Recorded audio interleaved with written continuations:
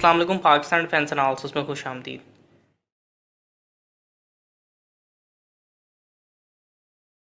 It seems कि India के अंदर यूरेनियम स्मगलिंग जो है वो एक नॉर्म बनती जा रही है और लेटेस्ट इवेंट में एक बार फिर से यूरेनियम स्मगल करने की कोशिश की गई है और इंडिया के बोकारो डिस्ट्रिक्ट में जो कि झारखंड में है वहाँ पे मुख्तलिफ रेड्स के नतीजे में 6 किलोग्राम यूरेनियम रिकवर की गई है।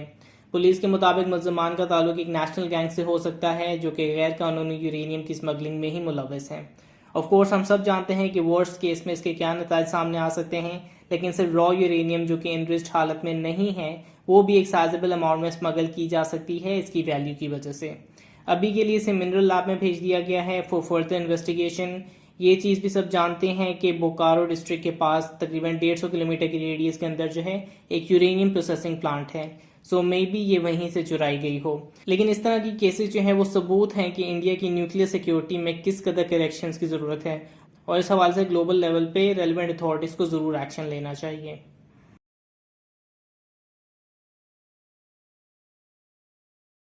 29 मई को ये न्यूज़ सामने आई थी कि यूएस की जानब से प्रपोज किया जा रहा है कि आने वाले कुछ अरसे में इकोनॉमिक सपोर्ट की मद को पाकिस्तान के लिए बढ़ाया जा सकता है। इसके साथ साथ $3.5 मिलियन अपने आने वाले बजट में पाकिस्तान मिलिट्री की ट्रेनिंग और एजुकेशन के लिए मुख्तस किए जाने का प्रपोजल सामने रखा गया है, जबकि हेल्थ सेक्टर के अंदर सपोर्ट के हवाले से $108 मिलियन यूएस की जानब से प्रपोज किए गए हैं। इस डिफेंस सपोर्ट फंड को मैं पाकिस्तान की F-16 से कनेक्ट करने की कोशिश करूंगा क्योंकि आई बिलीव कि लॉन्गर टर्म यूजेज के हवाले से F-16 शायद सबसे अहम एसेट पाकिस्तान के पास मौजूद है।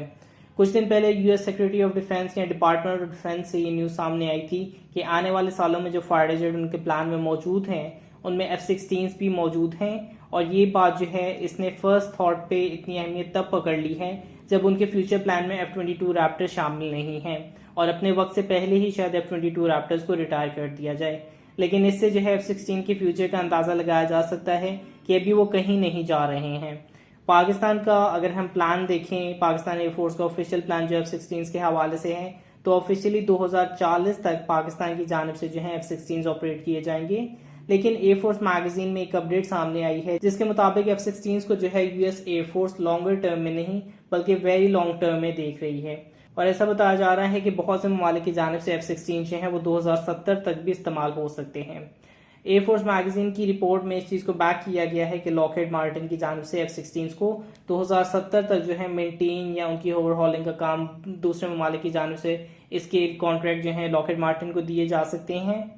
तो ऑब्वियसली इसके साथ जो है उनकी पूरी एक्सपोर्ट मार्केट को उन्होंने सिक्योर कर लिया है। इस मौके पे 25 के करीब ममालिक की जानब से F-16 ऑपरेट किए जाते हैं। इवन यूनाइटेड स्टेट्स एयरफोर्स के प्लान के मुताबिक भी F-16 जो हैं जो उनके सबसे लेटेस्ट F-16 हैं जो कि 600 से ज़ायद तादाद में हैं वो भी अगले 15 से ज़ायद साल तक यूनाइटेड स्टेट्स एयरफोर्स की सर्विस में मौजूद हो सकते हैं।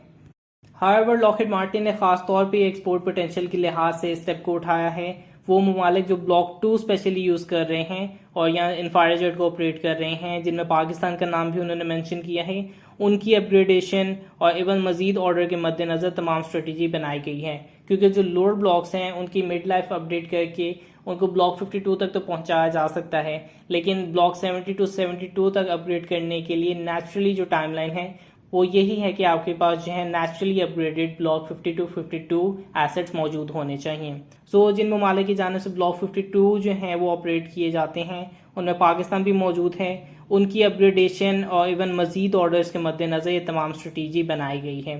पाकिस्तान एयरफोर्स और इस तमाम चीज़ में जो अहम चीज़ नोटिस करने वाली है कि चूँकि यूएस का इस प्रोग्राम को अभी कायम रखने का प्लान है इसलिए शायद आने वाले सालों में ब्लॉक 70 to 72 से मजीद एडवांस और बेहतर अपग्रेडेड वर्जन जो है मुतारफ़ करवाया जा सकता है। इस चीज़ को जहन में रख के पाकिस्तान एयरफोर्स के F-16 के 2040 के रिटायरमेंट प्लान में भी कुछ चेंजेस आ सकते हैं। सबसे पहले तो आई थिंक ये सबसे बड़ा चैलेंज होगा कि क्या पाकिस्तान इन्हें ब्लॉक 70 to 72 में अपग्रेड करवा पाता है कि नहीं। आई गेस अगर ऐसा ना हो पाया तो लॉन्गर टर्म के मुकाबले बहुत जल्दी इसमें लायबिलिटीज़ देखने को मिल सकती हैं। एटलीस्ट 2040 तक मुझे नहीं लगता है कि ये सस्टेन कर पाएंगी अपने ब्लॉक 52 की कंडीशन में। इन्हें ब्लॉक 70 to 72 में अपग्रेड करने की ज़रूरत या अपडेट प्रोग्राम की ज़रूरत जो है ज़रूर मौजूद है जो कि लॉन्गर रन में मुमकिन हो सकता है क्योंकि वाइल इस वक्त अमेरिका ने इनकी अपग्रेडेशन को रोका हुआ है लेकिन उनका मिलिट्री इंडस्ट्रियल कॉम्प्लेक्स जो है किसी से भी ढका छुपा नहीं है। लॉकहीड मार्टिन जो है पूरा जोर लगा रही है इस कॉन्ट्रैक्ट को हासिल करने में और F-16 ऑपरेटर्स के हिसाब से पाकिस्तान एक साइजेबल नेशन है। सो आई थिंक एक वक्त पे इन ब्लॉक 70 to 72 तक अपग्रेड जो है इनकी ज़रूर हो सकती है, और अगर ये होता है और यूएस के प्लान में F-16 की फ्यूचर अपग्रेड्स मौजूद हैं तो ऐन मुमकिन है कि F-16 जो है 2040 के बाद भी पाकिस्तान एयरफोर्स के लिए सर्विसेज दे रहे हों। आमतौर पर जो रिटायरमेंट प्लान्स हैं वो अपने वक्त पे पूरे नहीं हो पाते हैं। पाकिस्तान एयरफोर्स में भी ये प्रॉब्लम मौजूद है कि शायद वो वक्त से ज़्यादा अपने एयरफ्रेम्स की लिमिट को टेस्ट करते हैं। ऑब्वियसली आई डोंट थिंक कि 2070 तक पाकिस्तान एयरफोर्स इसे अपने पोजीशन में रखेगी, लेकिन एज्यूमिंग कि F-16 की मजीद 2 अपग्रेड्स आती हैं तो may be there is a chance कि शायद ये 2050 में भी पाकिस्तान के पास मौजूद हों। I think it depends a lot कि ब्लॉक 70 to 72 की अपग्रेड जो है किस टाइम फ्रेम में पूरी होकर आती है, क्योंकि दुनिया की टेक्नोलॉजी उस वक्त पे क्या होगी, पाकिस्तान की अपनी सेल्फ रिलायंस किस कदर बेहतर हो चुकी हो सकती है, जियोपॉलिटिकल हालात, ये तमाम फैक्टर्स जो हैं इसमें प्ले कर सकते हैं। खैर, आपका जो है इस हवाले से क्या ख्याल है, आप कमेंट करके ज़रूर हमें बता सकते हैं।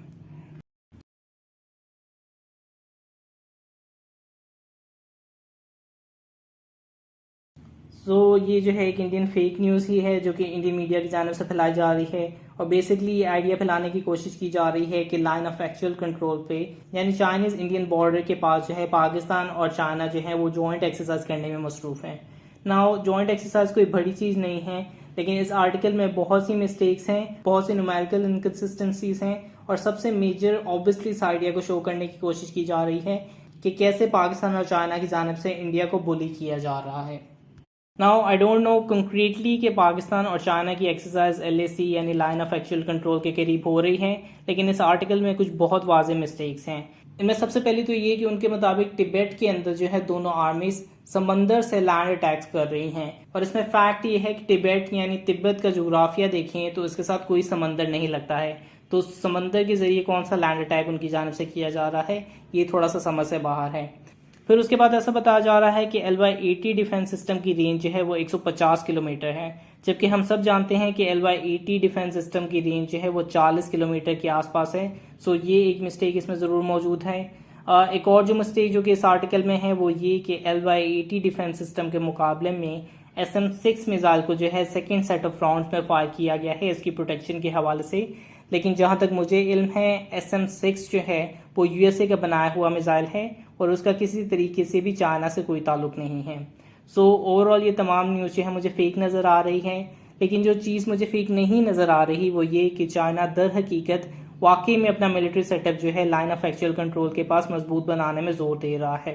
पिछले चंद अरसे में चाइनीज साइड के पास जो है DF-21C बैलिस्टिक मिसाइल जो कि एक मीडियम रेंज बैलिस्टिक मिसाइल है, उसे चाइनीज बॉर्डर के पास कराकोरम साइड के पास जो है स्पॉट किया गया है। फिर LAC के पास जो है PCL-181 यानी SS-15 हाउरिट्जर जो कि 155 mm का हाउरिट्जर है वो भी स्पॉट किया गया है। बहुत सी weapon mounted vehicles specifically rapid fire mortar जैसे PCP-001 जो कि 82 mm की रैपिड फायर मोटार व्हीकल है, उसको भी इन एक्टिव ट्रेनिंग एरियाज में चाइनीज प्रमोशनल फुटेज के अंदर देखा गया है। चाइना जिस हिसाब से वहां पे अपना इंफ्रास्ट्रक्चर बना रहा है, कोई शक नहीं अगले चंद दौरानिये में जो है फिर से हमें दोनों के दरमियान मेजर क्लैशेस देखने को मिल सकते हैं, जो कि इस रीजन के लिए जो है बहुत ही खतरनाक साबित हो सकता है।